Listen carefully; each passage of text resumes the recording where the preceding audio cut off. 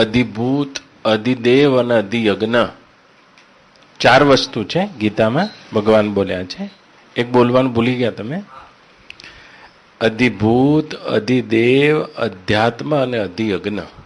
આ ચાર શબ્દની જેને ખબર પડી જાય એને સાક્ષાત્કાર થઈ જશે. આ ગીતાની પરિભાષા છે. અધિભૂત, અધિદેવ અને અધ્યાત્મ. અધ્યાત્મ આ ત્રણ ત્રિપુટી. એ ત્રણ ત્રિપુટીને લઈને એક જ પરમાત્મા જુદા જુદા રૂપે દેખાઈ રહ્યો છે. આ ત્રણ ત્રિપુટીને લઈને અધિભૂત, અધિદૈવ અને અધ્યાત્મ. અધિયજ્ઞ એટલે એ પરિબ્રહ્મ, એ પરમાત્મા, એ અધિષ્ઠાન જેમાં ત્રણે ત્રણ ત્રિપુટીઓ દેખાઈ રહી છે. હું સમજાવું છું ત્રણે ત્રિપુટીઓ. પણ અધિયજ્ઞ એટલે એ પરિબ્રહ્મ, એ પરમાત્મા, એ વિજ્ઞાતા જેનો સાક્ષાત્કાર કરવો છે. જેમ હમણાં તમે હાજર હતા, એક વિષય ચાલ્યો નિષ્કલ બ્રહ્મ. નિષ્કલ બ્રહ્મ અને સકલ બ્રહ્મ સાંભળ્યું ને? એ નિષ્કલ બ્રહ્મનો સાક્ષાત્કાર, એ નિષ્કલ બ્રહ્મ એનો જ આ સમાનાર્થી શબ્દ છે અધિયજ્ઞ. પણ બધાનું અસ્તિત્વ છે તોય દેખાતું નથી. તો આ ત્રણ ત્રિપુટી એના આડે આવે છે. આ ત્રણ ત્રિપુટી પ્રકૃતિની છે. પ્રકૃતિની એ જ પ્રકૃતિ આ ત્રણ વિભાગમાં વહેંચાઈ ગઈ છે. તો એકદમ સ્થૂળ અર્થમાં પહેલા સમજાવું આને. આ દેખાય છે જો રૂમાલ, રૂમાલ દેખાય છે, એને જોવાવાળી મારી આંખ છે. આ અઘરો પ્રશ્ન છે પણ પૂછ્યો છે એટલે કહેવાનો એવી મારી પ્રતિજ્ઞા છે. જે પૂછશે એને જે પૂછશે અને જ્યારે પૂછશે એ એને કહી દેવાનું, અને જિંદગીભર નહીં પૂછે તો જિંદગીભર નહીં કહેવાનું. આવી મારી પ્રતિજ્ઞા છે કે નહીં, મારે એ નથી કહેવાનું જે હું જાણું છું. મારે તમને એ કહેવાનું છે જે તમારે જાણવું છે.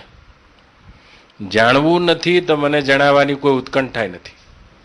હા, તો મારામાં પૂર્ણ જ છું. પણ તમારે જાણવું છે તો પછી મારી પ્રતિજ્ઞા જ છે પૂછેલાને કહેવું. તો આ રૂમાલ છે જુઓ, એ રૂમાલને જોવા મારી મારી આંખ છે. આંખ છે એટલે રૂમાલને જોવે છે. તો આ વસ્તુ થઈ એ અધિભૂત, આંખનો વિષય અધિભૂત, આંખ એને જોનારી. પણ આંખ જોવે છે, આંખ થઈ અધ્યાત્મ. હું મૂળ ત્રિપુટી ઉપર આવું છું, પછી પેલા બહાર સમજાવું આ ત્રિપુટીને. હા, મૂળ ત્રિપુટી પર આવું છું જ્યાં ભગવાન બોલ્યા છે. હા, પણ બહાર સમજાવું એટલે પેલી અંદરવાળી સમજા છે. હા, તો આ અધિભૂત થયું. રૂપ વિષય અને રૂપને ગ્રહણ કરનારી આંખ અધ્યાત્મ જાણનારી, અધ્યાત્મ જાણનારી અને આ અધિભૂત. પણ આંખ રૂપને જોઈ ત્યારે જ શકે જ્યારે અધિદેવની સત્તા હોય. સૂર્ય અધિદેવ છે. સૂર્ય જો અસ્ત થયેલો હોય તો આંખે હોય ને અધિભૂતે હોય તો જ્ઞાન ના થાય. હા, ખબર ના પડે આ રૂમાલ છે. તો સૂર્ય અધિદેવ થયો. અધિદેવ તમે કદાચ બહુ ભાગવતમાં પણ વર્ણન છે બીજા સ્કંદમાં. જેવા શ્રોતા ના હોય એટલે ના કહીએ, ઉડાડી દઈએ. બાકી બીજા સ્કંદમાં જ્યાં સૃષ્ટિની ઉત્પત્તિ છે ત્યાંનું બહુ વિસ્તૃત વર્ણન છે. પણ એવા શ્રોતા ના હોય એટલે ના કહીએ. લાલો જન્મ્યો ને લાલો પોઢ્યો નામાં પૂરી કરી દઈએ ભાગવત. હા, પણ બીજા સ્કંદમાં જ આનું વર્ણન છે. તો અધિદેવ આંખના નેત્રના દેવતા સૂર્ય છે. નાક ઘ્રાણ ઇન્દ્રિયના દેવતા અશ્વિની કુમારો છે. કાનના દેવતા દિક દેવતાઓ છે. કાનના દેવતા. જીભના દેવતા રસ ઇન્દ્રિયના વરુણ છે. ઉપસ્થ પ્રજનન ઇન્દ્રિયના દેવતા શ્રી વિષ્ણુ છે, વરુણ છે.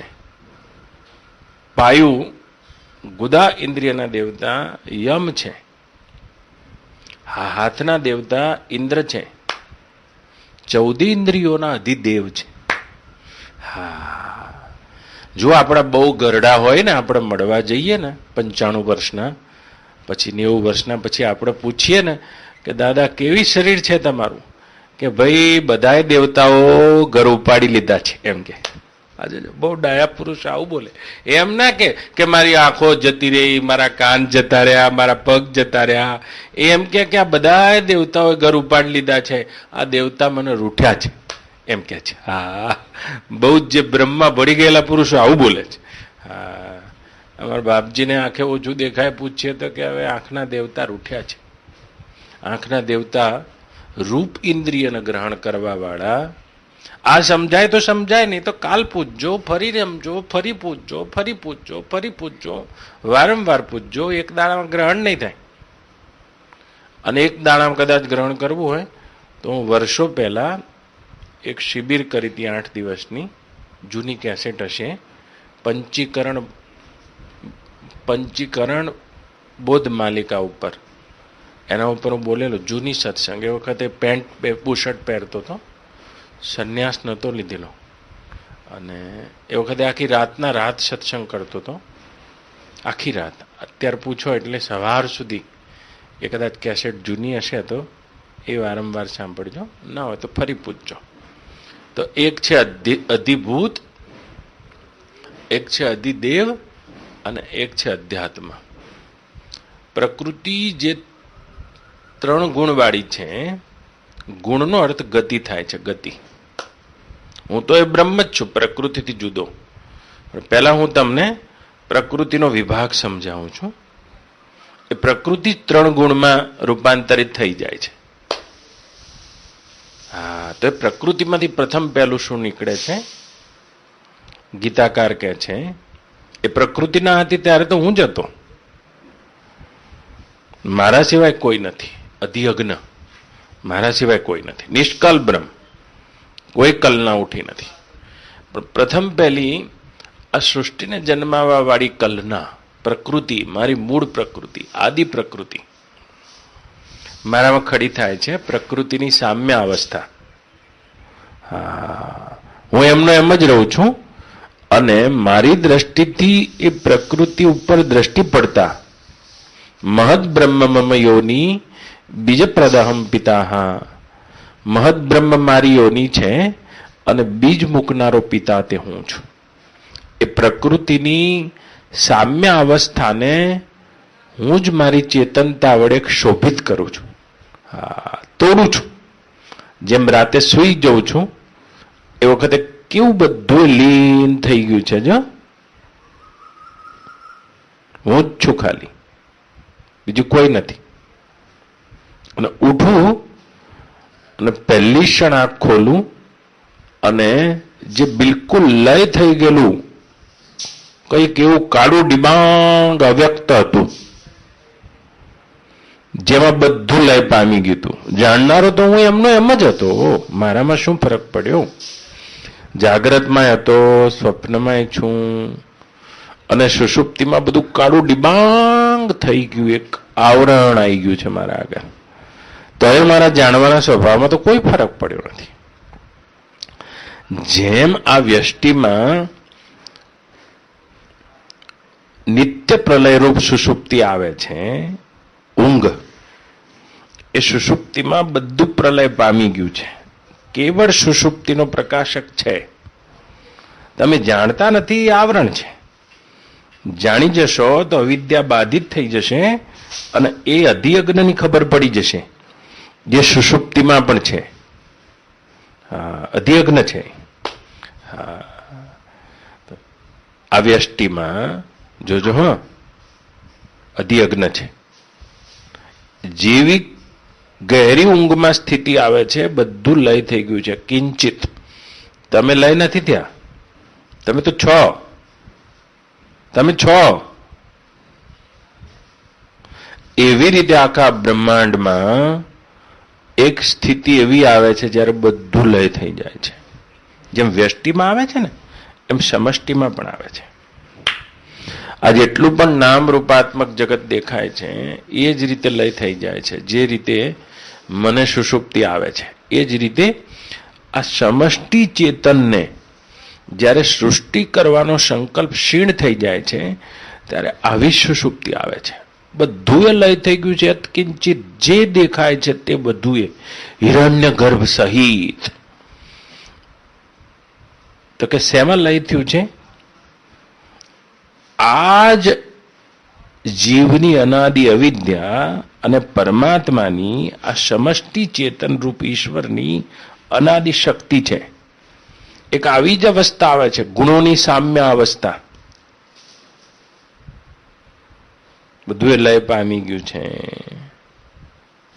હું ઉઠ્યો છો એવી રીતે જ્યારે સમષ્ટિ ચેતન ઉઠતો હશે, આ ભાષા છે. તો જેમ તમે તમારી સુષુપ્તિને તોડીને ઉઠ્યા, તમને ખબર પડી, જો ભાન થયું તમારા અસ્તિત્વનું. ક્યાં છો એ ભાન નહીં થયું હજુ, ખાલી ભાન થયું. તમે રૂમમાં છો, ક્યાં છો? રૂમમાં છો એવું નહીં, ખાલી ભાન થયું છે. પછી રૂમમાં છું, ઘેર છું, આશ્રમમાં છું, બાથરૂમનો અવાજ આવવા લાગ્યો, ચા લઈને કોઈ આવ્યું છે, બધું યાદ આવવા માંડ્યું, આજે ઉઘરાણી લેવા જવાનું છે, આમ છે તેમ, એ બધું પછી. પણ પહેલા સુષુપ્તતા તૂટી, આમ ફાટ કરતી. એવી સમષ્ટિમાંથી જ્યારે સુષુપ્તિ તૂટે છે, સમષ્ટિમાંથી સુષુપ્તિ તૂટે છે, ત્યારે જે પ્રથમ પહેલું ભાન થાય છે, મને હોય એ જ બ્રહ્મ હું જ છું. એ હિરણ્ય ગર્ભ, હિરણ્ય ગર્ભ મહતત્વમાં, પ્રકૃતિનું નામ મહતત્વ પડી ગયું હવે. અને વિશેષ ભાન થવા લાગશે ત્યારે મારી જ ચેતનતા વડે પ્રકૃતિ 3 ગુણોમાં વિભાજિત થવા લાગે છે. સત્વમાં, તમમાં, રજમાં. હું તો એમને એમ જ રહું છું. જેમ પવનને લઈને પાણીમાં લહેર થાય છે એમ મારી જ ચેતનતાથી પ્રકૃતિ જે 3 ગુણોની સામ્ય અવસ્થામાં હતી એ પૂરવા લાગી છે 3 ગુણોમાં. સત્વ, તમ, રજ. તો કે પ્રથમ પહેલું એ પ્રકૃતિમાંથી શું બને છે? મહાભૂત્યાની અહંકારો બુદ્ધિમ અવ્યક્ત એવ ચ. ગીતામાં ભગવાન કહે છે પંચમહાભૂત બને છે. પંચભૂત નહીં હો, પંચમહાભૂત. આ પૃથ્વી તમે જોઈ રહ્યા છો, આ પંચભૂત છે. આ શરીરમાં પૃથ્વી છે, પણ આ પંચભૂત છે, પંચમહાભૂત. સૂક્ષ્મ છે. આ પૃથ્વી જે દેખાય છે એ પણ સૂક્ષ્મ ગંધ તન માત્રામાં એકવાર લીન થઈ જાય છે. એવી પૃથ્વી સૂક્ષ્મ છે. જળ પણ સૂક્ષ્મ છે. જે માટલામાં જોઈ રહ્યા છો એ તો પંચભૂતનું જલ છે, પંચમહાભૂતનું જલ. શું હશે? જેમાં રૂમમાં બેઠા છો જુઓ, અને તમને ઠંડી લાગે છે, ઠંડક લાગે, ઠંડક. આ જલ તત્વ છે. જલ તત્વ છે, જલ તત્વ. એ જલ તત્વ પાણી નથી તો પાણી છે આ રૂમમાં. આકાશમાં ઓતપ્રોત છે તે જલ તત્વ. તમને ગરમી લાગે છે, જો અગ્નિ નથી તો અગ્નિ છે, ઓતપ્રોત છે. સૂક્ષ્મ રૂપે પંચમહાભૂત પ્રથમ પહેલા મુજ પ્રકૃતિમાંથી ખડા થાય છે. આકાશ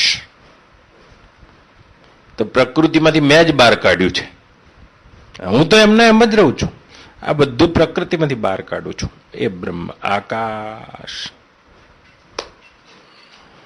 આકાશનો ગુણ શબ્દ છે. શબ્દ.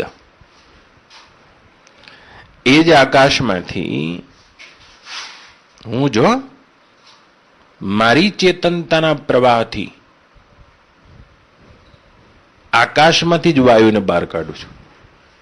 જો આકાશમાંથી જ વાયુ નીકળે, બીજે કશાયથી નહીં. અને જ્યારે ગુમ થશે ત્યારે વાયુ આકાશમાં જ થશે ગુમ, અને આકાશ પ્રકૃતિમાં, પ્રકૃતિ મારામાં. પણ હું તે આકાશમાંથી વાયુને બહાર કાઢું છું. કે વાયુ કેવી રીતે નીકળ્યો? આકાશની ખાલી તન્માત્રા શબ્દ તન્માત્રા છે. આકાશ છે એવી ખબર કઈ રીતે પડે? આ હું જે શબ્દ બોલું છું એ તમારા કાન સુધી આવ્યો છો. હા, એ આકાશ ના હોય તો ના આવે. તો આકાશની શબ્દ માત્રા તન્માત્રા શબ્દ છે. જે શબ્દ રૂપ સૂક્ષ્મ મહાભૂત છે એને જ હું આકાશ કહું છું. આકાશ તો તમે જે જોઈ રહ્યા છો એ પંચભૂતોમાંનું આકાશ છે. હું મહાભૂતની વાત કરું છું. એ શબ્દ તન્માત્રા થઈ જતા મારામાં આકાશ, શબ્દથી આકાશ, અને આકાશથી સ્પર્શ, સ્પર્શથી વાયુ, વાયુથી રૂપ, અને રૂપથી અગ્નિ, અગ્નિથી આમ ઝેડ દોરાય, અગ્નિથી રસ, રસથી જલ, જલથી ગંધ, ગંધથી પૃથ્વી. આ પાંચે પાંચને મેં મારી પ્રકૃતિમાંથી બહાર કાઢ્યા છે. તો કે છે પ્રકૃતિના તો 3 ગુણ છે.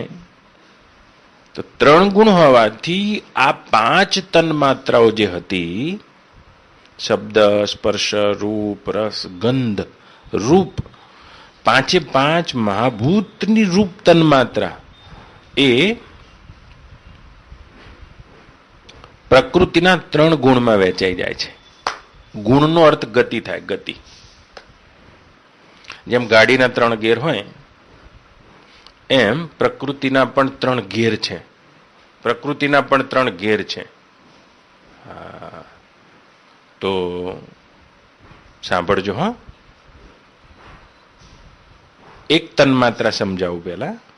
રૂપ એ જલ્દી સમજાશે. શબ્દ, સ્પર્શ, રૂપ, રસ, ગંધ. શબ્દ આકાશનો ગુણ, સ્પર્શ વાયુનો ગુણ. આ સ્પર્શ થાય છે જો, પણ દેખાય નહીં. અગ્નિ તો દેખાય ખરી, એટલે રૂપ છે, અને સ્પર્શય છે, અને શબ્દ છે, પણ એમાં રસ નથી. તો કે પાણી, પાણીમાં રસ છે, શબ્દ છે, ખડખડખડ, સ્પર્શ છે, અને રૂપય છે, પણ ગંધ નથી પાણીમાં. અને પૃથ્વી તો કે એમાં પાંચે પાંચ છે. શબ્દ છે, સ્પર્શ છે, રૂપ છે, રસ છે, ગંધ છે. તો એક રૂપ તન્માત્રાને લઈને હું તમને આ અધ્યાત્મ, અધિદેવ અને અધિભૂત આ ત્રિપુટી સમજાવું. એ રૂપ તન્માત્રા, રૂપ અગ્નિ તત્વની રૂપ તન્માત્રા છે. જેમ તમે બોલો શબ્દ, સ્પર્શ, રૂપ, રસ અને ગંધ, એ 5 તત્વોમાં પૃથ્વી, જલ, વાયુ, અગ્નિ, અગ્નિ તત્વની રૂપ તન્માત્રા છે. એ રૂપ તન્માત્રા, રૂપ અગ્નિ સૂક્ષ્મ મહાભૂત પ્રકૃતિના 3 વિભાગમાં વહેંચાઈ ગયો છે. જેટલું પણ આ જગતમાં સ્થૂળ રૂપ દેખાય છે એ રૂપ તન્માત્રાનું તમોગુણનું કાર્ય છે, ત્રીજા ગુણનું કાર્ય છે. એ રૂપ તન્માત્રા આ બધા પદાર્થોનું રૂપ બની ગઈ છે. અધિભૂત, તમોગુણ, ત્રીજો ગેર. રૂપ તન્માત્રા વધતા વધતા વધતા વધતા છેક જતી રહી. આ બધા પદાર્થોમાં જે રૂપ છે, રૂપ, નાક, નકશો, કંઈક રૂપ છે. હા, તો આ રૂપ તન્માત્રા છે ત્રીજા ગેરમાં જતી રહી, અધિભૂત. બીજા ગેરમાં, રજોગુણમાં, એ અધિદેવ થઈ ગઈ, સૂર્ય થઈ ગયો. અને સત્વગુણમાં રૂપ તન્માત્રા, એ મારું નેત્ર થઈ ગઈ. આ રૂપ તન્માત્રા 3 વિભાગમાં વહેંચાઈ ગઈ છે. મારું નેત્ર, સમષ્ટિમાં સૂર્ય, અને બ્રહ્માંડમાં જેટલા પણ રૂપવાળા પદાર્થો છે. હા, જુઓ, શબ્દ સાંભળવા વાળો કાન. બીજું સમજાવું. આધ્યાત્મ, દિક દેવતાઓ, ઘણાના કાન બંધ નહીં થઈ જતા, બેરા થઈ જતા નહીં. દીક દેવતાઓ રૂઠ્યા છે. અને શબ્દ જે હું બોલું છું તમારા કાન સુધી આવે છે, આ તો આ શબ્દ સ્થૂળ અધિભૂત છે. એ શબ્દ તન માત્રનો. અને જે દીક દેવતાઓ છે તમે એના દર્શન કરી શકો છો, તમે એને જ્ઞાનથી પણ જોઈ શકો છો, એનું અધ્યાત્મ દર્શન પણ કરી શકો છો. એ અધિદેવ છે. અને કાન મારા અધ્યાત્મ વિષયને ગ્રહણ કરનારા. જીભ જુઓ, રસ તન માત્રાનું. કેટલો રસ છે? કેરીનો છે, શેરડીનો છે, ગળ્યો છે, ખારો છે, ખાટો છે, તીખો છે. આ પંચમહાભૂતોની, જલ મહાભૂતની રસ તન માત્રા અધિભૂત થઈને આ બધા રસ થઈ ગઈ. આના દેવતા કોણ છે? તો કે વરુણ દેવતા છે. હા, એ જ રસ તન માત્રા રજોગુણના કાર્યરૂપ વરુણાદિ દેવતા થઈ ગઈ. હા, એ બધા દેવ છે. અને જીભ એ અધ્યાત્મ થઈ ગઈ અહીંયા. હા, આવી જેટલી તમારી 14 ઇન્દ્રિયો છે, પડે તો પડે ને કે જય ગુરુ મહારાજ. આ જેટલી તમારી 14 ઇન્દ્રિયો છે એ બધાના અધિભૂત જ્ઞાનના વિષય, જ્ઞાનને ઇન્દ્રિય ગ્રહણ કરનારું અધ્યાત્મ અને એના દેવતા. હા, એના દેવતા છે. એ હોય તો જ, જેવી રીતે તમારું મન, મનના દેવતા ચંદ્રમા છે. હા, મનના દેવતા ચંદ્રમા છે. જો એ ચંદ્રમા, તમારું મન અધ્યાત્મ અને સંકલ્પ વિકલ્પ, આ ત્રણ એક સાથે જોડાયેલા છે. હા, આ ચંદ્રમાની તમારા સંકલ્પ વિકલ્પ પર બહુ અસર પડે. હા, ચંદ્રમાની વધઘટ જો, આજે બીજ છે, તીજ છે, ચોથ છે, જેમ ક્ષય પામે પૂર્ણ પામે તેમ તમારા સંગ, એ મનના દેવતા છે ચંદ્રમા. ચિત્તના દેવતા હશે કોઈ? એ ચિત્તના દેવતા વિષ્ણુ છે. ક્યાંથી થયા છે? આ જ 5 મહાભૂતોની સત્વતમ રજ તન માત્રાઓ 3 ગુણોમાં એક દેવતા બની ગઈ, એક જ્ઞાન કરવાની ઇન્દ્રિય બની ગઈ, અને એક જ્ઞાનનો વિષય બની. આ પ્રકૃતિમાં આ બખેડો મારામાં જ થાય છે. વિષ્ણુ પણ એ રીતે બન્યા, બ્રહ્મા બન્યા, શિવ બન્યા, બધા દેવતાઓ છે. અને જ્યાં સુધી ઠીક બેઠા છે, ઇન્દ્રિય દ્વાર જરોખાના બેઠે સુર તહા કરી કરી થાના, રામાયણમાં લખ્યું છે કે આ ઇન્દ્રિયોના બધા દ્વાર ઉપર એ બધા દેવતાઓ બેઠેલા છે. જો હાથના દેવતા ઇન્દ્ર છે, નજર ફેરવી લે ને તો લકો હાલત. કર્મકાંડ ત્યાંથી આવ્યો છે. આ બધા ઇન્દ્ર દેવતાના વાસ્તુ પૂજન આદિ આયા છે. એમાં હું નહીં જોઉં, મારે જે મૂળ ત્રિપુટી કહેવી છે એ હાથના દેવતા છે. કંઈ પણ તમારાથી સારું કામ થઈ રહ્યું છે તો ઇન્દ્ર ખુશ છે તમારા પર. ઇન્દ્રની દ્રષ્ટિ છે, સીધી દ્રષ્ટિ છે. સત્કર્મ થઈ રહ્યું છે, એના દેવતા છે. અને હાથ પકડે છે, હાથ માટે અધિભૂત થયું. ઇન્દ્ર એના દેવતા થયા અને હાથ અધ્યાત્મ થયો. પણ હવે પાછા પડો, જે ભગવાન કહેવા માંગે છે હવે આવે. અધિભૂત એટલે જાણવાનો વિષય. તો તમે જાણવાનો વિષય કોને કહેતા હતા? રૂમાલને? તો રૂમાલનું અધ્યાત્મ શું થયું? તમારી આંખ થઈ. રૂમાલને જોનારી આંખ અધ્યાત્મ, અને સૂર્ય અધિદેવ. પણ નાના, તમારી આંખે અધિભૂત જ છે. આંખે અધિભૂત છે, હજુ અધ્યાત્મ નથી. આ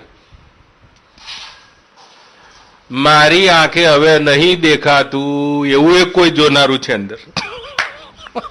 હવે અંદર આવો પટારામાં, બહારથી અંદર હેડો. આ તો ખાલી સમજાવવા માટે ત્રિપુટી કરી બહાર. હા, તો કે મારી આંખે હવે નહીં દેખાતું, અધિદેવ સૂર્ય રૂઠ્યા છે. સૂર્ય રૂઠીએ કે છે? સૂર્ય અધિદેવની સત્તા ના હોય એટલે આંખે દેખાવાનું બંધ થઈ જાય. પણ તમારી આંખે નહીં દેખાતું એવું એ કોઈ દેખનારું છે. હા, તો આંખ તો અધિભૂત થઈ ગઈ. હવે અધ્યાત્મ ક્યાં રહી?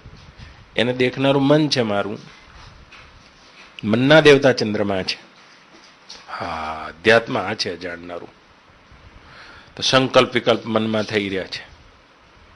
મનમાં સંકલ્પ વિકલ્પ ચંદ્રની ગતિ વધે ઘટે વધે ઘટે ઘટે. અરે આજ તો મારું મન બહુ અશાંત છે, જાઓ બધા અહીંથી. એટલે આ મનને અશાંત કરનારા કોક પાછળ છો તમે. આ મને અધિભૂત પ્રકૃતિના વિભાગમાં છે. આને ક્યાં તમે અધ્યાત્મ કહો છો? અધ્યાત્મ એટલે જાણવા વાળું તત્વ પાછળ છે. હા, તો કે મનને જાણવા વાળી બુદ્ધિ અધ્યાત્મ છે. એમ તો બુદ્ધિના વિચારો છે. આજે તમે જ્ઞાની છો, કાલ અજ્ઞાની થઈ જશો. પછી નહીં કહેતા કે આ મારી બુદ્ધિ બેર મારી ગઈ તારે હું તારા જોડે લગ્ન કર્યા મેં. એટલે આ બુદ્ધિ અધિભૂત છે. અધ્યાત્મ તો હજુ એના પાછળ. પેલો પેડો ઠારતા ઠારતા ના બોલ્યો ભાઈ કે આ મારી બુદ્ધિ બેર મારી ગઈ હતી. હા, ને પેલી એમ કે છે મારી બુદ્ધિ બેર નથી મારી, પણ મારા બાપુજીને કાળા નાગે આડા ઉતર્યા નહીં. ત્યાં મોટો અમસાયો હરિકા.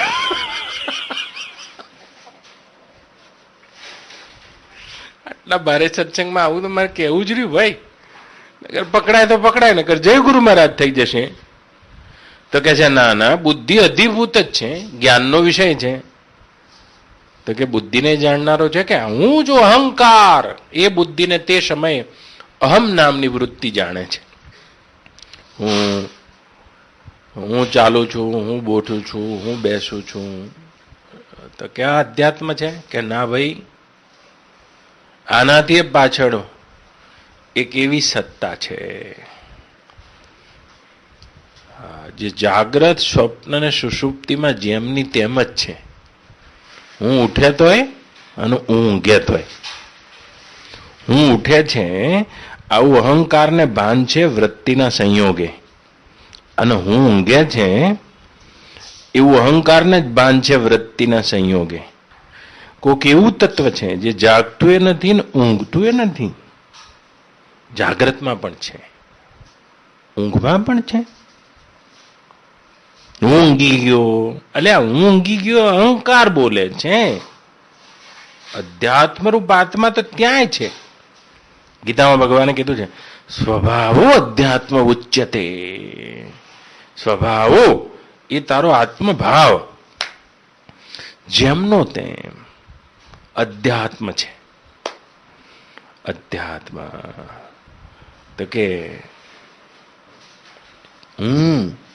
એ સાક્ષી રૂપ, ચૈતન્ય રૂપ, દ્રષ્ટા નહીં હો, સાક્ષી રૂપ. દ્રષ્ટા તો સામે દ્રશ્ય હોય ત્યારે, તો દ્રશ્ય ના હોય ત્યારે દ્રષ્ટા છે એનો. સુષુપ્તિમાં હું સાક્ષી, દ્રષ્ટા નહીં.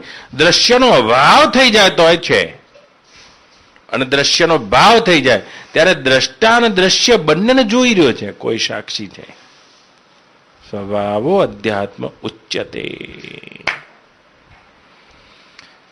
આ કુટસ્થ ચેતન છે જે પ્રત્યેકના દેહમાં છુ રૂપે છે. બધાનો ચૈતન્ય આત્મા જ છે, નિર્વિકાર છે, નારાયણ છે. તો કે એના સાક્ષિત્વમાં શું શું આવે છે? આ એ જ અધ્યાત્મ રૂપ આત્મા છે તમારો. અધ્યાત્મનો અર્થ થાય છે આદિ આત્મા. આદિ આત્મા, અધ્યાત્મ. તો કે કેટલાનો આદિ? આ આ દેહનો જ્યારે સુષુપ્તિ આવે છે ત્યારે કોઈક બચે છે. જો વ્યષ્ટિ ચેતન, કોઈ સુષુપ્તિને પ્રકાશિત કરનારો હા, અજ્ઞાનના આવરણના કારણે તમે એને હું રૂપે જાણતા નથી, એટલું જ બસ. એક એવું આવરણ છે જેને લઈને એ તત્વને તમે હુંના રૂપે નથી જાણતા, જે સુષુપ્તિનો પ્રકાશ. જાગીને તો પાછા કહો છો જ હું ઊંઘ્યો તો, એ તો અહંકાર રૂપ વૃત્તિ બોલી રહી છે એની જ સત્તાથી. જે જાગ્યો પણ નહોતો. નંદુ, આજ તો બહુ અઘરી સુખડી જ છે, તમે આવી ગયા છો હમણાં. હા, સુખડી એકદમ પાક્કો માલ. ખબર પડી જાય તો હાલ સાક્ષાત્કાર, નહીં તો ઘંટીનું ચક્ર છે. તો જાગીને તો તમે કહેવાના છો હું જાગ્યો. એ હું જાગ્યો તો હું રૂપ વૃત્તિ જ છે. વૃત્તિમાં પડતું તમારા એ અધ્યાત્મ રૂપ આત્માનું વિશેષ પ્રતિબિંબ હું કહીને બોલે છે અહંકાર. હું જાગ્યો અને હું ઊંઘી ગયો, આભાસના ભાન છે. હું જન્મ્યો, હું મર્યો, આ પણ આભાસના ભાન છે. અને પાછળ કોઈ છે? હા, જે જાગતો પણ નથી ને ઊંઘતો પણ નથી, જેની જાગવાની સંભાવના નથી, ઊંઘવાની સંભાવના નથી. બાકી બધું તેના માટે અધિભૂત છે. આ જીવ પણ તેના માટે અધિભૂત થઈ ગયો. જે જાગતો તો ઊંઘતો તો અધિદેવ થયો કે હા, એ હિરણ્ય ગર્ભ એના માટે અધિદેવ થઈ ગયા. એ અધ્યાત્મ રૂપ આત્મા છે. જેમ સુષુપ્તિના પ્રકાશકમાં જેમનો તેમ બચે છે, એમ બ્રહ્માંડના અભાવમાં પણ જેમનો તેમ જ છે અધ્યાત્મ. કોની આદિ જોઈ હતી એને? અરે એને તો આદિ જોઈ છે, આ પ્રકૃતિનો અભાવ જોયો હતો એને તો, પ્રાગ્ઞ ઈશ્વર. અને પ્રકૃતિની ધારા તૂટી ત્યારે, હા, ત્યારે એના સાક્ષિત્વમાં હિરણ્ય ગર્ભ, એના સાક્ષિત્વમાં એ આદિ નારાયણ, એના સાક્ષિત્વમાં બ્રહ્મા, એના સાક્ષિત્વમાં શિવ, એના સાક્ષિત્વમાં સપ્તર્ષિ, એના સાક્ષિત્વમાં 10 માનસ પુત્રો, એના સાક્ષિત્વમાં આ બધા અધિદેવ, અધિભૂત અને જીવરૂપ અધ્યાત્મ, આ બધા જ એના સાક્ષિત્વમાં ખડા થાય છે. એ જ બધાનો આદિ અધ્યાત્મ રૂપ છે. પણ એ અર્જુન, હું તો આ બધાથી પૃથક અધિયજ્ઞ જ છું એમ કે છે. અહીં કૂદકો મારી દા, એનું નિર્વાણ થઈ જાય છે. અધિયજ્ઞ છું. કોઈ જ્ઞાન ફૂરતું નહીં હોય તો હું નહીં હોઉં. કોઈ પણ જ્ઞાન ફૂરે અથવા જ્ઞાન લય થાય ત્યારે તો હું અધ્યાત્મરૂપ સમષ્ટિ ક્ષેત્રજ્ઞ, એ બ્રહ્મ જ છું. ક્ષેત્રને જાણનારો અધ્યાત્મ છું. પણ ત્યાં હજુ છુપણું મોજૂદ છે. છુપણું આ વ્યષ્ટિમાં પણ અધ્યાત્મ તમે નથી, આત્મા નહીં, સાક્ષી નહીં, અધિયજ્ઞ છો. જો તમારું સાક્ષીપણું મટાડીને કોઈ જ જ્ઞાન ફૂરતું નહીં હોય તો તમે નહીં હો. જ્યાં જ્ઞાનના તમામ સ્પંદનો બંધ થઈ ગયા હશે, ના અધિભૂત હશે, ના અધિદેવ હશે, ના અધ્યાત્મ હશે, આવી કોઈ ત્રિપુટી નહીં હોય ત્યારે તમારું અસ્તિત્વ નહીં હોય. હા, એ જ અધિયજ્ઞ છે, બ્રહ્મ છે. એ તત્વ જ્ઞાની ભગવાન ત્યારે બોલ્યા છે કે આ ત્રણેયમાં હું તો અધિયજ્ઞ છું. આના શબ્દોને 15મા અધ્યાયમાં ઉલટાઈ દીધા. જો શરક્ષર્વાણી ભૂતાની અક્ષર કુટસ્થ ઉચ્યતે. અક્ષર રૂપ દેખાતી આખી પ્રકૃતિ છે એ સર્વભૂત છે અને અક્ષર કુટસ્થ ઉચ્યતે. હું તો કુટસ્થ રૂપ આત્મા અક્ષર બધાના હૃદયમાં છું. અક્ષર કુટસ્થ ઉચ્યતે. પણ ઉત્તમ પુરુષો અન્ય, હું પુરુષોત્તમ તો આનાથી કંઈક જુદો જ છું એમ કે છે. તો અધિભૂત, અધિદેવ, અધ્યાત્મ, આ ત્રિપુટીને પાછી પાડશો તો તમારો ક્ષેત્રજ્ઞ આત્મા જે છે, જાણવા વાળો, એ જ અધ્યાત્મ છે. હું સાક્ષી છું. કોનો સાક્ષી? કે આ શરીર રૂપ ક્ષેત્ર અને સમષ્ટિ રૂપ ક્ષેત્રનો જે ક્ષેત્રજ્ઞ છે, આ એક છે. જેના આત્મ સાક્ષાત્કાર થઈ જાય છે, એને બોધ થઈ જાય છે. પણ તોય ભગવાન તો કહી રહ્યા છે મારું સાચી સ્વરૂપ તો અધિયજ્ઞ છે. જ્યારે મારું જ્ઞપણું તૂટી જાય, કોઈ જ્ઞાન મારામાં ફૂરતું ના હોય, અવ્યાકૃત પ્રકૃતિ પણ ના હોય, ફૂરેલી અથવા અભાવ પામેલી તે પણ ના હોય, અધ્યાત્મ, અધિયજ્ઞ અને અધિભૂત, જ્ઞાતા જ્ઞેન જ્ઞાન જેવી કોઈ ત્રિપુટી પૂરી ના હોય ત્યારે હું નહીં હોઉં. હા, હું એ અધિયજ્ઞ છું, બ્રહ્મ છું. અને બ્રહ્મનિષ્ઠ પુરુષો, બ્રહ્મવેતા પુરુષો જેને સાક્ષાત્કાર થયો છે એ પોતાના હુંને ત્યાંથી જાણે છે, અધિયજ્ઞથી જાણે છે. અધિયજ્ઞથી. સાક્ષી નહીં, સાક્ષી તો હું એક કાળે જ છું. અધ્યાત્મ એટલે સાક્ષી, એ આત્મા, એ સાક્ષી. સ્વભાવો અધ્યાત્મ ઉચ્ચતે, એ સાક્ષી. પણ એ સાક્ષીપણાનું ક્યારે વિસર્જન થશે? બિના પાવકા એક હસ્તી દેખ્યા,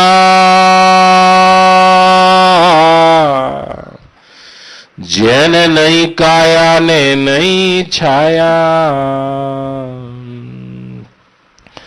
પણ મચેન્દર નો ચેલો જતી ગોરખ બોલ્યા, એ તો સૂંઢે બેસીને ગુણ ગાયા રે સંતોભાઈ. બિના પાવકા એક હસ્તી દેખ્યા. હસ્તી એટલે કેવળ પરમાત્માનું હવાપણું, જ્યાં સાક્ષીપણું વિસર્જિત થઈ જાય છે, જ્ઞાતાપણું વિસર્જિત થઈ જાય છે. તો કે છે કાંઈ વધે છે? જ્ઞાન વધે છે. જ્ઞાન કેવું જ્ઞાન? જે જ્ઞાનના પાછળ કોઈ જાણનારો નથી, જાણવા વાળો નથી, જે જ્ઞાનના પાછળ, અને જે જ્ઞાનના પાછળ કોઈ જાણવાનો વિષય નથી. જાણવા વાળો નથી અને જાણવાનો વિષય નથી, તો એ જાણ છે. બિના, એ અધિયજ્ઞ છે. બિના પાવકા એક હસ્તી દેખ્યા, નહીં કાયા ને નહીં છાયા, મસેન્દર નો ચેલો જતી ગોરખ બોલ્યા, સૂંઢે બેસીને ગુણ ગાયા વો સાધુભાઈ. કહેવા માટે એ સૂંઢ ઉપર આવવું પડે છે. બસ છુપણા ઉપર, એ સાક્ષીપણા ઉપર આવીને બોલી શકાય છે, પણ એ હસ્તીમાં પડેલા બોલી નહીં શકતા. હસ્તીમાં બા ગળાન ડૂબે વામે, ગળી ના ડૂબે, પણ હાથી મલમલ ના આવે, ગળાન ડૂબે. એવી એક હસ્તી છે જ્યાં જ્ઞાતા પણ વિસર્જિત થઈ જાય છે, અધ્યાત્મરૂપ આત્મા પણ વિસર્જિત થઈ જાય છે, બાધિત થઈ જાય છે, અને અધિયજ્ઞ પદ હાથમાં આવે છે. ગીતામાં ભગવાન કહે છે અધિભૂત, અધિદેવ અને અધ્યાત્મમાં હું તો અધિયજ્ઞ છું. તમે ગીતાનો પાઠ કરનારા છો. આ બધી ભાષાની પરિભાષા છે, પણ અધિભગ્ન એટલે કે એવું અસ્તિત્વ તો કે કાંઈ બચતું નથી. અરે ખોડુબા દાદા, કઈ બચે છે કે આ જ્ઞાન બચે છે, જેને તમે બ્રહ્મ જ્ઞાન કહો છો. પણ કે એ જ્ઞાન કેવું છે? જે જ્ઞાનની પાછળ કોઈ જાણનારો નથી, જ્ઞાતા નથી, અને જે જ્ઞાનના આગળ કોઈ જાણવાનો વિષય નથી, તોય જાણ છે. બિના પાવકા એક. તો એવી જાણમાં હું વર્ણન કરવા જાઉં તો શું કરું? બિના પાવકા એક હસ્તી દેખ્યા, અસ્થિ એટલે હવાપણું, ભરચક, ચીકપણું, મારું હવાપણું બીયું. એને નહીં કાયા નહીં છાયા, હું એને કહી શકું નહીં, કારણ કે ત્યાં જાણનારો બચ્યો નથી, ખાલી જાણ બચી છે. તો એ કહેવા માટે આવું છું ત્યારે મચ્છેન્દર નો ચેલો આતો ગોરખ બોલ્યા, સૂંઢે બેસીને ગુણ ગાયા સાધુભાઈ. એ અધિયજ્ઞને કહેવા માટે બા આવવું પડશે. એ ક્ષેત્રજ્ઞમાં આવીને ભગવાન બોલ્યા છે, હું એ અધિયજ્ઞ છું, તમે પણ જાણવાનો જો સમય જાઓ તો સમાઈ જાઓ. જરા તુમ देखो ने लोगो नाव में नदिया डूबी जाए, जरा तुम देखो ने लोगो नाव में नदिया डूबी जाए. બધી અધિભૂત, અધિદેવ, અધિયજ્ઞ એ બધી નદીઓ, આ બધી વૃત્તિના વિલાસ મુજ ચૈતન્ય રૂપ તે સાક્ષી આત્મામાંથી જ આયા છે. જરા તુમ દેખો ને લોગો નાવ મેં નદિયા ડૂબી જાય.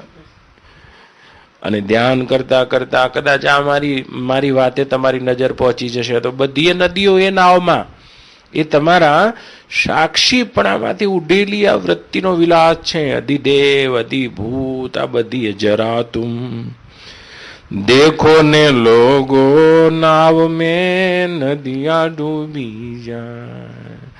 અને એ સાક્ષી આત્મા પણ અધિયજ્ઞમાં ડૂબી જાય છે. ગળા ન ડૂબે વામે ગળી ના ડૂબે, અને આખો હાથી મલમલ ના.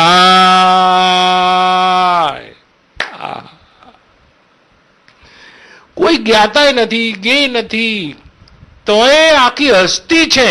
હાથી મલમલ નાય. કોટ કાંગરે પાણી ચડ્યા પણ કીડીઓ તરસી જાય. જરા તુમ દેખો ને લોગો નાવ મેં નદિયા ડૂબી જાય. કોટ કાંગરે પાણી ચડ્યા હોય બા, અને કીડીઓ તરસી જતી હોય. આ જીવ કીડી છે અને અધિયજ્ઞરૂપ બ્રહ્મ તો અંદર અને બહાર સભર ભરેલું છે, પણ જ્ઞાન નહીં હોવાથી કોટ કાંગરે પાણી ચડ્યા ને કીડીઓ તરસી જાય. જરા તુમ દેખો ને લોગો નાવ મેં નદીઓ ડૂબી જાય. પણ પોતાના તે ચૈત્ય સ્વરૂપની, ચૈતન્ય નહીં, ચૈત્ય. ચૈતન્ય કોને કહેવાય? જે અન્યમાં ચેત્યો. ચેત્યો એટલે તો છું થઈ ગયો. સમષ્ટિમાં છું અને વ્યષ્ટિમાં છું. એ અધિયજ્ઞ નથી. અધિયજ્ઞ તો છે સ્વરૂપ છે, હા, પણ છું સ્વરૂપ થઈ જાય છે જીવ અને ઈશ્વરના રૂપે. ઈશ્વર પોતાના સ્વરૂપને ભૂલતા નથી. અધિયજ્ઞનું જ્ઞાન છે એટલે જ અર્જુનને કહી રહ્યા છે હું અધિયજ્ઞ છું, અને આપણે કંઈક બીજું બની ગયા. આપણે બીજું બની ગયા તો ત્રિપુટી ઉપડી. સાસુ કુંવારી ને વહુ પરણેલી, આ નણદીહુ આવડ ખાય. દેખન હારીએ પુત્ર જનમીઓ ને પાડોષણ હાલો ગાય. જરા તુમ દેખો ને લોગો નાવ મેં નદીઓ ડૂબી જાય. સાસુ કુંવારી અને વહુ પરણેલી, નણદીહુ આવડ ખાય. વહુ પરણેલી જુઓ, હમણાં મોહનથાળ આવશે ને એટલે તો આ વૃત્તિ છે ને, મોઢામાં પાણી આવ્યું, જીભ ઉપર મૂકી, હા, આ વિષયો જોડે એક થાય છે. વૃત્તિનું નામ વહુ છે, વહુ પરણેલી. હા, મજા આવશે હમણાં એને. સાસુ કુંવારી ને વહુ પરણેલી, વિષય જોડે એક થઈ, એ વહુ થઈ વિષયની, અને નણદીહું આવળ ખાય. એક વૃત્તિ બોલવા માંડી, આનંદ આવ્યો, આનંદ આવ્યો, આનંદ આવ્યો, મજા આવી, મજા આવી, મજા આવી. આ નણદી છે. હા, નણદીહું આવળ ખાય, દેખણ હારીએ પુત્ર જન્મ્યો. જે સાક્ષી રૂપ વૃત્તિ છે એને જ આ વિષયના આનંદરૂપ પુત્રને જન્મ્યો છે. કેટલી વાર ચાલશે? પાડોશણ હાલો ગાય. ભોગ ભોગવ્યા પછી આ ઇન્દ્રિયો જ પાડોશણ છે. હાય, બે મોહનથાળ ખાઈ જશે ને. કોઈ પણ ભોગ એવો છે જેમાં પાડોશણ હાલો ના ગાય? 5 મિનિટ પછી ગમે તેવો ભોગ તમે લાવો તો કે આ બધામાં જે મૂળ વૃત્તિ હતી અજ્ઞાનની આધારવાળી સાસુ, એ તો કુંવારી કુંવારી જ રહી ગઈ. સાસુ કુંવારી ને વહુ પરણે, કુંવારી નહીં, આ તો બીજે દાડે પાછો મોહનથાળ બન્યો. તારા તો કુંવારી કુંવારી જ છે બા. અનંત જન્મોથી એ આનંદને પ્રાપ્ત કરી શકી નથી. આ અધિભૂત અધિદેવ અને અધ્યાત્મની ત્રિપુટીમાં રખડતો આ જીવ તો કે ક્યારે પાછો આવશે? જરા તુમ, આટલી વાર જરા જોઈ લો. देखो ने लोगो नाव में नदियों डूबी जा, एक चंबा हमने देख्या અને કુએ में लग रही आग. આવો આવો આવો, કુવો કુવો ગોતી કાઢો, કુવો ગોતી કાઢો બા. જ્યાં તમારું છુપણું ફૂરે છે આજ કુવો છે, અને એના ભીતર આવશો ને અધિ અગ્ન. एक चंबा हमने देखा ने कुएं में लग रही आग. ये अध्यग्न ने જોઈ લેશો એ દાડ. कादव कीचड़ जल गया ने मछलियां हो गई साफ. जरा तुम देखो ने लोगो नाव में नदियों डूबी जाए. रामानंद नो चेलको ने दास कबीरो गाय.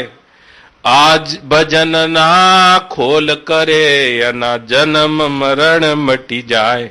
जरा तुम देखो ने लोगो नाव में नदियों डूबी जाए. ये अर्जुन, અધિયજ્ઞ તો હું કાંઈક જુદો જ છું. અધિયજ્ઞ જેમાં અધિભૂત અધિદેવ અને અધ્યાત્મની ત્રિપુટીનો લેશ માત્ર પણ હજુ પૂરણ થયું નથી. જાણવાના વિષય રૂપ, જાણવાના સાધન રૂપ અને જાણવા વાળો, આ ત્રણ ના અભાવમાં જે સત્ય સત્તા વધે છે આ અધિયજ્ઞ છે, તમારું સ્વરૂપ છે. ઘણા કહેતા હોય છે હું સાક્ષી છું. સાક્ષી તમે 3 કાળે નહીં રહી શકો. સાક્ષીનું નિર્વાણ જ્યારે સતમાં થઈ જશે, એ અધ્યાત્મ રૂપ સાક્ષીનું નિર્વાણ જ્યારે અધિયજ્ઞમાં થઈ જશે. હું અધિયજ્ઞ છું. હા, અને જ્ઞાની એ અધિયજ્ઞ પદમાં માલે છે. તમે પણ ત્યાં જ છો, પણ જાણતા નથી. નાવમાંથી નદીઓ નીકળી ગઈ છે. એટલે તો કોટ કાંગરે પાણી ચડેલા છે તો કીડીઓ તરસી જાય. આ બધી કીડીઓ છે. આટલા આટલા મદબિંદુ રૂપ સુખને મેળવવા માટે કીડીઓ તરસી છે. ક્યારેક આંખને અધ્યાત્મ બનાવીને રૂપ જોવા કોશિશ, કાનને અધ્યાત્મ બનાવીને શબ્દને પકડવા કોશિશ, આ બધી ઇન્દ્રિયોને અધ્યાત્મ બનાવીને પકડવા કોશિશ. आओ न डूबी जाओ, ब्रह्म में डुबकी लगाओ. गड़ा न डूबे, ગળી ના ડૂબે. પાણી તો એટલું જ છે, પણ તોય આખો હાથી મલમલ નાય. એવું અસ્થિ તમારું સ્વરૂપ છે જેના આગળ આ બ્રહ્માંડો તો રેતીના કણથી નાના છે. અનંત બ્રહ્માંડો તો, આ બ્રહ્મા આદિ દેવતાઓ તો હે રામજી આખા પૃથ્વીના રેતીના કણ ગણવા શક્ય છે, પણ મુજ તે અધિષ્ઠાન અધિયજ્ઞ રૂપ બ્રહ્મમાંથી આવા કેટલા બ્રહ્માઓ છે અને થયા હતા, અને ગણવા અશક્ય છે તેવા અનંત બ્રહ્માઓ તો મારી એક એક ચેષ્ટાઓમાં ખડા થઈ થઈને ગુમ થઈ જાય છે. वो अति अग्न ब्रह्म मैं हूं, मैं हूं, मैं हूं, मैं हूं, तुम हो, तुम हो, तुम हो. ખસી જાઓ તો અર્જુનને ખસાડીને એટલે બેહાડી દીધો. મહાભારત શાંત થઈ ગયું છે. એનો એ અર્જુન, એનો એ રથ, એના એ બાણ, મહાભારત મટી ગયું. સ્થિતોસ્મિ ગત સંદેહ કરિષ્ય વચનં તવ. હકીકત જાણી લીધી. આહા. અને હકીકત જાણીને જ્યારે અધિયજ્ઞ જોડે એક થઈ જશો, પવન પાણી જબે ન હોતા, ધરતી આકાશ નહીં તારા, शर अक्षर दोनों नहीं था तब का बोलन हारा, ज्ञानी खोजो गगन की धारा, महादेव जी का तो जन्म भी नहोता तब का भेख हमारा, साधु भाई खोजो गगन की धारा. ગોરખ આદિ મહાપુરુષોએ તે પદને જોયું છે, કબીર જોયું છે, નાનક જોયું છે, મેં જોયું છે, અને તમને દેખાડી શકું એમ છું.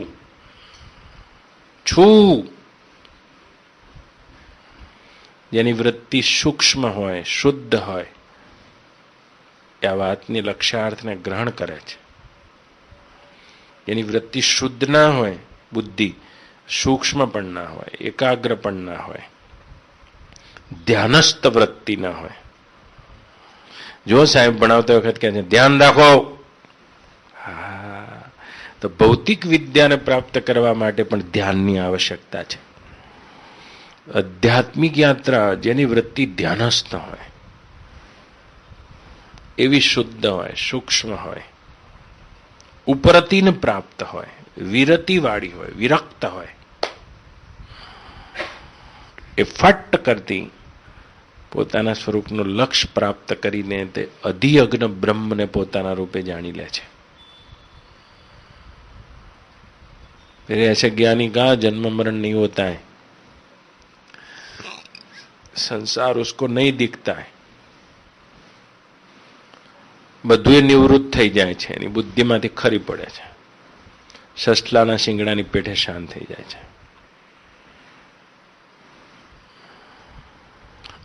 જેમ તમે ઊંઘી જાઓ તે વખતે કેટલા સુષુપ્તિમાં શાંત છો, આ જ દશા જ્ઞાનીને જાગ્રત અવસ્થામાં પણ રહે છે. ગમે તેવો વ્યવહાર કરતો હોય છતાં પણ ભીતરથી એટલો અખંડ જ છે. અધિયજ્ઞ જોઈ ગયો, પામ વગરનો હાથી જોઈ ગયો,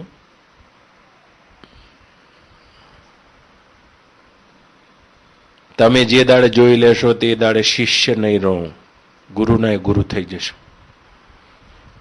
એ પદમાં જઈને જાગી જશો. અત્યારે હાલે તમે અધિયજ્ઞ જ છો, પણ જાણતા નથી. બસ જાણતા નથી.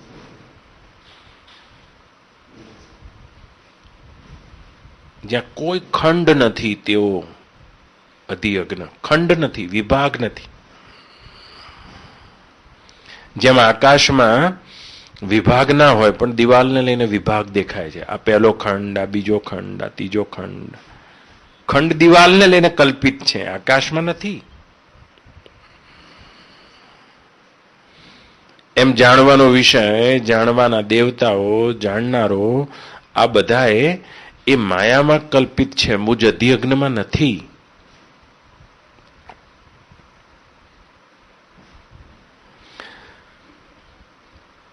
આકાશમાં ખંડ બની ગયા. જો એક જ અખંડ જ છે આકાશ તો, પણ આ ખંડ નંબર 1, ખંડ નંબર 2, ખંડ નંબર 3 આ દિવાલ લઈને કલ્પિત. એમાં આખા ભેદ તે અધિયજ્ઞમાં માયાના કલ્પિત છે. ખંડ ખંડ ખંડ ખંડ ખંડ વાળે જેટલા પણ ભેદ દેખાય છે એ મુજ અધિયજ્ઞનું જ્ઞાન થતા શાંત થઈ જશે. જેમ આકાશને આકાશપણાનું ખબર પડી જાય તો કોઈ ખંડ એનામાં નથી. ખંડ કેવળ કલ્પિત છે. અને આકાશને આકાશપણાની ખબર ના હોય તો આ ખંડ જોડે આવડું થઈ ગયું, ખંડિત આકાશ. એમ તમારા અધિયજ્ઞની તમને ખબર ના હોય તો તમે તમને ખંડિત માની રહ્યા છો અને એક અખંડ બ્રહ્મા પણ ખંડ જોઈ રહ્યા છો, ભાગ જોઈ રહ્યા છો. જેમાં રૂમમાં રહેલું આકાશ પોતાને મહાકાશ જાણી લે તો બધા ખંડ તેનામાં અધ્યસ્ત થઈ જશે. એમ જો તમે તમને અધિયજ્ઞ રૂપ બ્રહ્મ જાણી લેશો તો આ પ્રકૃતિના કલ્પેલા વૃત્તિમાં પ્રતિબિંબિત થતા બધા પ્રતિભાસ એ જ ક્ષણે કલ્પિત હોવાથી શાંત થઈ જશે.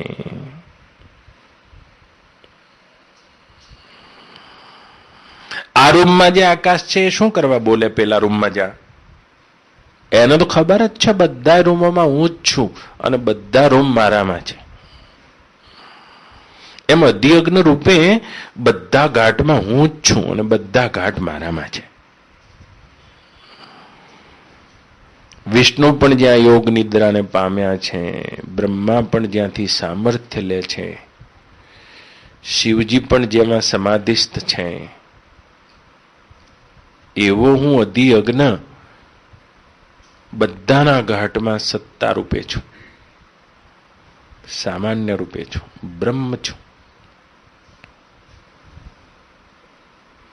આખી આ જેમ દીવામાંથી અનેક પ્રકારની અગ્નિમાંથી અનેક પ્રકારની લપટો નીકળે છે હે રામજી, એવી રીતે જ શુદ્ધ ચિદાનંદ બ્રહ્મમાંથી માયાના કલ્પિત લપટો રૂપ વૃત્તિના વિલાસ રૂપ આવા બ્રહ્માંડો તાદૃશ્ય થઈ રહ્યા છે.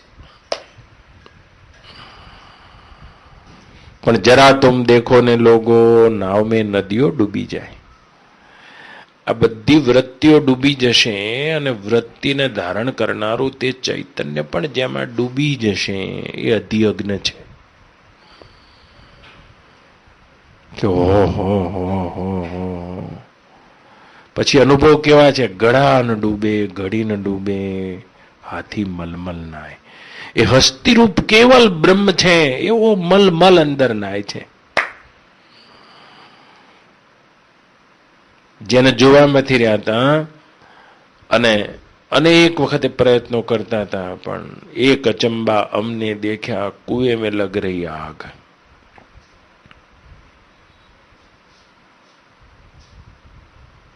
એ આગને જે જાણે જોઈ જશો પોતાના તે અધિયજ્ઞ સ્વરૂપને, કાદવ કીચડ જલ ગયા અને મછલિયા હો ગઈ સાફ. તમારા અવિદ્યામાં કલ્પિત દેખાતું આખું એ જગત કાદવ કીચડ નામ રૂપમાં પ્રતીત થતું અને આ બધી વૃત્તિઓ જે દોડમ દોડ ધબમ ધબા કરી રહી છે, મછલિયા હો ગઈ સાફ. જરા તુમ દેખો ને લોગો નાવ મેં નદિયા ડૂબી જાય. રામાનંદનો ચેલકો ને દાસ કબીરો ગાય. આ ભજનના ખોલ કરો તો જન્મ મરણ મટી જાય. જરા તુમ દેખો ને લોગો નાવ મેં નદિયા ડૂબી જાય. પોતાના અધિયજ્ઞ સ્વરૂપમાં જે જેને શાંત થઈ જાય છે. કાળ તો એની એક ચેષ્ટામાં છે. કાળ એનું શું કરે? કાળ એની એક ચેષ્ટામાં છે, કલ્પિત છે.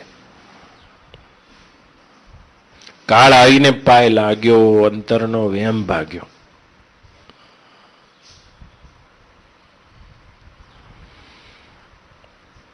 એ ત્રિપુટીને તોડીને એ વિજ્ઞાતા ચિદ સ્વરૂપમાં અધિયજ્ઞ સ્વરૂપમાં જ્ઞાની શાંત થઈ જાય છે. 8મા અધ્યાયમાં ભગવાન કહે છે, ભાષા બદલી છે. જેવી રીતે શબ્દ વાપર્યો છે અનાત્મા, આત્મા અને પરમાત્મા, એમ. હા, પરમાત્મા, પ્રકૃતિ, પુરુષ અને પુરુષોત્તમ, જ્ઞેય, જ્ઞાતા અને વિજ્ઞાતા, એમ ભગવાન કહી રહ્યા છે. અધિભૂત, અધ્યાત્મ અને અધિયજ્ઞ એ સત સ્વરૂપમાં જ્યારે આવી જશો, છે સ્વરૂપમાં અધિયજ્ઞ.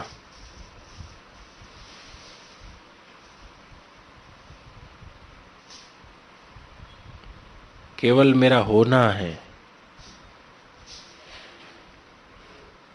સાક્ષી રૂપ ગણપતિનું માથું કાપ્યું અને હસ્તીનું માથું ચોંટાડ્યું. કેવલ મારું હોવું છે અધિયજ્ઞમાં.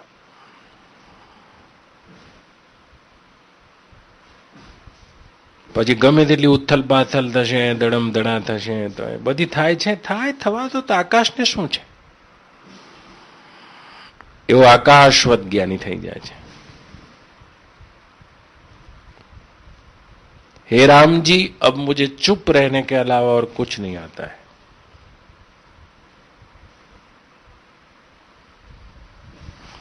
અને એક અધિયજ્ઞ સિવાય બીજું કાંઈ છે પણ નહીં. પૂછો છો એટલે કહું છું.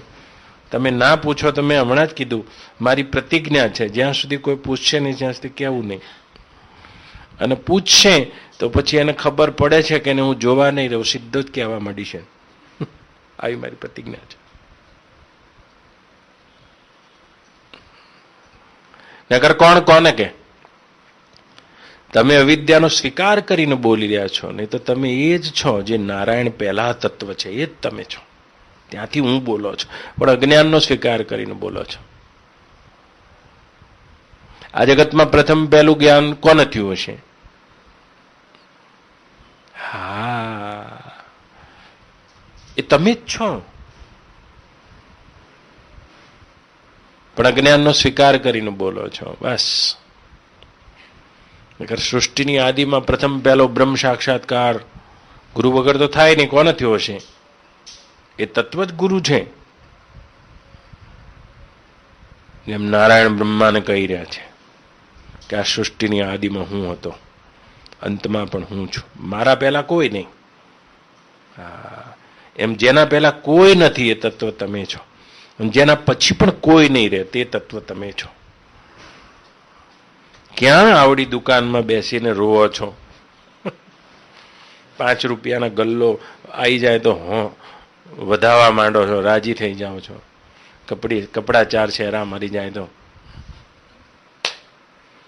ઇન્દ્રિયોની પ્રફુલ્લતામાં ખુશ થઈ રહ્યા છો. ખાલી ખાવા જ સારું મળ્યું છે. એમાં વિચાર તો કરો, આ શું, કઈ વૃત્તિમાં તમને શું મળ્યું છે? સાસુ તો કુંવારી કુંવારી રહી, ખાલી આ વૃત્તિરૂપ વહુ પરણે છે, પણ એ વહુને શું મળે છે?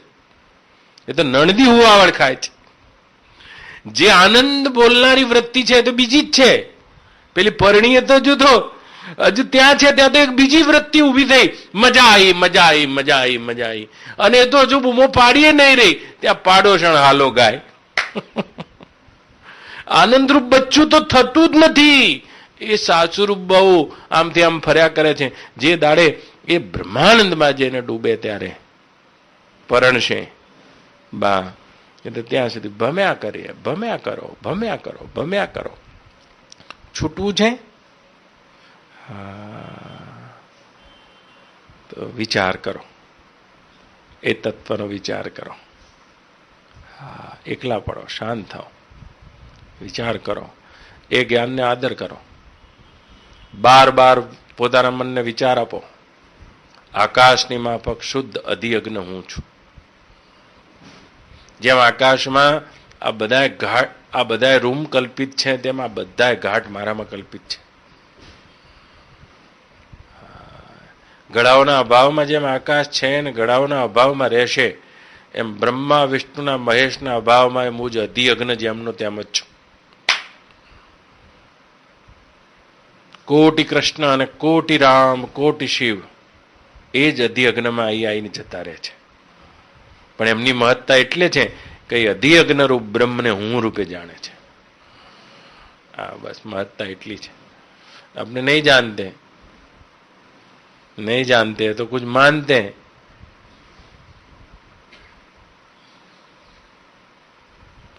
બધું જ્ઞાન ત્યાંથી ફૂરે છે. કદી વિચાર કર્યો છે? જેણે વિમાનની શોધ કરી છે, ઇલેક્ટ્રિકની શોધ કરી છે, એના ગુરુ કોણ હશે? અંદર રહેલો ચેતનતા જેનો ગુરુ થાય છે. બા, જ્યારે પહેલી વખત વૈજ્ઞાનિક શોધ કરી હશે એના ગુરુ કોણ હશે? અરે, ગુરુ તમારા ભીતર બેઠા છે. ભીતર બેઠું છે એ તત્વ. નાસ્તિ તત્વમ ગુરોર પરમ. જ્યારે ગોળાની શોધ કરી હશે ત્યારે એને કહેનારો કોઈ હશે? આ જગતની આદિમાં પણ તે જ તત્વ નારાયણ રૂપે એને જ્ઞાન થાય છે. તમે જ છો તે. પણ કોક 10 વખત કહે ને તું ગધેડો છું ગધેડો છું ગધેડો છું, તો આપણને વહેમ પડી જાય કે હશીશ હોઈશ ત્યારે.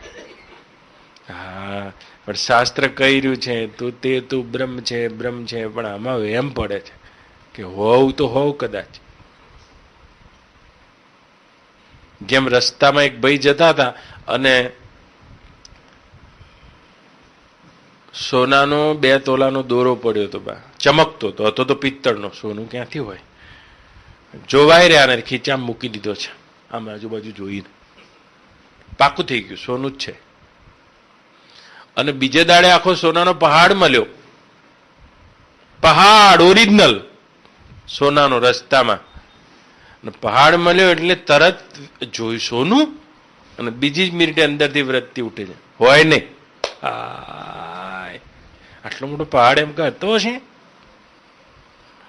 તો કોકે કહી દીધું તમે દરબાર છો તો ખીચામાં મૂકી દીધું, પાકું થઈ ગયું. તમે સાધુ છો તો એ પાકું થઈ ગયું. આ બધું નાનું નાનું પકડાઈ જાય છે.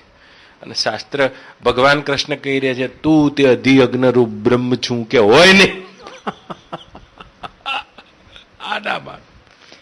જીવું ત્યાં સુધી પટેલ થઈને ફરું, એ માની ગયો હું આ 2 તોલાનો દાગીનો મારા ખીચામાં આવી ગયો, દરબાર થઈને ફરું. પણ કૃષ્ણ કહી રહ્યા છે તું એ અધિયજ્ઞ છું કે હોય નહીં, હોય નહીં.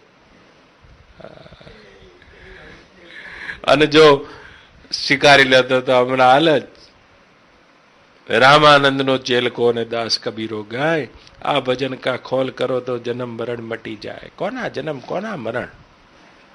બધા જન્મ ને મરણ ને દેખનારો તો કોઈ જોઈએ ને, એ હું છું. હા, બધા જન્મ ને મરણ ને કોઈ देखनारो જોઈએ, ये तत्व हूं छू. ऐसा ब्रह्म ज्ञानी का अनुभव होता है. आप भी उस अनुभव में बैठ जाओ पलाठी लगा के. गीता खुली जशे, रामायण खुली जशे, भागवत खुली जशे. मारा शंकरनी एवी वाणी न वेद पण ज्या भरे पाणी. અને રાખમાંથી પછી વેદમાં જોઈને તમારે નહીં બોલવાનું, તમે બોલશો એ બધું વેદમાંથી નીકળશે. શાસ્ત્રમાં જોઈને તમારે નહીં બોલવાનું, તમે બોલશો એ શાસ્ત્રમાંથી નીકળશે. આ બધા શાસ્ત્રો તમારી વાણીનો પીછો કરશે. તારા ત્યાં મરાયેલા છે, બાર ગોતે છે તેને પંડિતાઈ મળે શકે એવી છે. ढाई आखर प्रेम का जो पढ़े तो पंडित होई. पोथी पढ़ पढ़ जग मुआ पंडित भया न कोई. ढाई आखर प्रेम का पढ़े सो पंडित होई. तो बधाए आत्मसत्ता ઉપરથી લખાયેલા ગ્રંથો જે એક ધડાકે ખોલી જશે. આ જગતમાં એવો કોઈ પ્રશ્ન નહીં હોય જેનું સમાધાન તમારી પાસે ન હોય. એટલું બધું થઈ જશે કે એટલું બધું થઈ જશે. ખજાનો ખોલો તો ખરા, ભીતર તો આવો. શું છે? બારના પોટલા ક્યાં સુધી ખોદ્યા છે અને કેટલા નમ્યા છે. બાપા હારું કરજો, બાપા હારું કરજો. અરે અંદર તો ખોલીને જુઓ. તું અધિયજ્ઞ છું, આનાથી મોટી કઈ ઘોષણા હોઈ શકે ગીતાની? તો એ ઇસકો ઝુકો, ઇસકો ઝુકો, ઇસકો ઝુકો. નાના હોઈએ ત્યારે એડમિશન મેળવવા માટે ઝુકો, સાહેબોની હોટીઓ ખાઓ, સાહેબો જોડે ભણો, ડિગ્રીઓ લઈ લઈને પછી પાછા શેઠિયાઓને ઝૂકો, કલ્યા નોકરી રાખશો બા. હા, પછી બહુ મોટા મોટા સાહેબોને ઝૂકો, સસરાને ઝૂકો, સાસુને ઝૂકો. નહીં નમવું પડતું તારે? તને ખબર નહીં હોય પણ નમવું પડશે. એ નહીં નમવું પડતું. પછી છોકરા થઈ ગયા, ના થતા હોય તો ગમે તે કોઈ જેટલી દેરીઓ જુઓ એ દેરીઓમાં ઝૂકો તો છોકરા થશે. પછી થઈ ગયા પછી ક્યાં હાજર રહેશે પાછા? તો ટાઢું ખાવા જાઓ ત્યાં ઝૂકો, શીતળામાની ટાઢી સાતમ કરો એ ઝૂકો ત્યારે હાજર રહેશે. પછી એ મોટા થઈ જશે એટલે વેવાઈઓનો ઝૂકો, વેવાણોનો ઝૂકો. પા બાપા કરશો કે અમે દીકરી વાળા છીએ. ગયડા થઈ જાય એટલે ડોક્ટરોને ઝૂકો કે બાપા એવા આવે છે ને અહીં આવે, અહીં આવે, આને ઝૂકો. ક્યાં તો પોતાનું અધિયજ્ઞ સ્વરૂપ છે ને કેવી આ જીવ દશા છે. દીકરીઓને પરણાવો, ભાઈ જમૈયોને ઝૂકો, જમૈશા કરો, ખોટું લાગી જશે. નીકળ્યા હોય ત્યાંથી ખાટલા પાથીને તૈયાર રાખ્યા હોય કે આ જમય બહુ કડક છે, પેલા હારા લાખ રૂપિયાના છે, હા, અને એમ કાં તો બહુ કડક પાથી રાખે તો જમૈયોને ઝૂકો. वाह, एक को झुकना चाहते हो, सबको झुकना चाहते हो, बोलो. हाँ, एक को झुक जाओ, કોઈને ઝૂકવાનું નહીં રહે. આખી દુનિયા તમારું નામ સાંભળીને પોતાનું ભાગ્ય બનાવશે, એસે બન જાઓગે. જે પદાર્થોને મેળવવા કોશિશ કરી રહ્યા છો ને, એ પદાર્થો તો તમારી કોઈ માનતા રાખશે અને મળી જશે. આ શક્તિ અને સામર્થ્ય તમારામાં પડેલું છે. જે પદાર્થોના પાછળ પડે, આ ક્યારે થઈ જાય, આ ક્યારે થઈ જાય, આટલા ભેગા ક્યારે થઈ જાય, આ ક્યારે થઈ જાય, આવું ક્યારે થઈ જાય. અરે જો અંદર આવીને જાગી ગયા તો તમારી કોઈ માનતા રાખશે એના રમકડા તો મળી જશે, એવા થઈ જશો. તમને અડીનો વાયરો આવશે એના અહીંયા શાંત થઈ જાય ટાઢા. આવો અખંડ ખજાનો મૂક્યો અંદર છે, પણ ખોલવા કોશિશ કરો, નહીં તો આ તો બધી ભિખારી વડા મટે એવા જ નથી. તારા મટી જાય ઘેર ઘેર બ્રહ્મણા, ઓ સાધુભાઈ સંત દેખીને ખૂબ નમણા, અને ઢીંગલા રમત નહીં રમણા, ઓ સાધુભાઈ સંત દેખીને ખૂબ નમણા. તારા મટી જાય ઘેર ઘેર બ્રહ્મણા, અને ઢીંગલા રમત નહીં રમણા. આ બધી ઢીંગલા રમત. બા કરોડનું મંદિર બનાવીને માગ્યું જ છે ભગવાન પાસે, તો કંઈક ભગવાન પાસે તો માગ્યું જ છે. એક જણા શીતળા માતા પ્રસન્ન થયા. બા માતાજી પ્રસન્ન થયા, અડધી રાતે આયા એટલે કીધું કે બોલ કઈ લેવું હોય તો. ભાઈ તો કે અહીંથી આ ગામથી આ ગામ જવાનું થાય, નોકરી, શેઠ મને બહુ બોલે છે, માતાજી પ્રસન્ન થયા હોય તો ઘોડો આ લીધો. કે ઘોડો મારે, હું જ ગધેડા ઉપર બેહું છું, તને ક્યાંથી ઘોડો આ?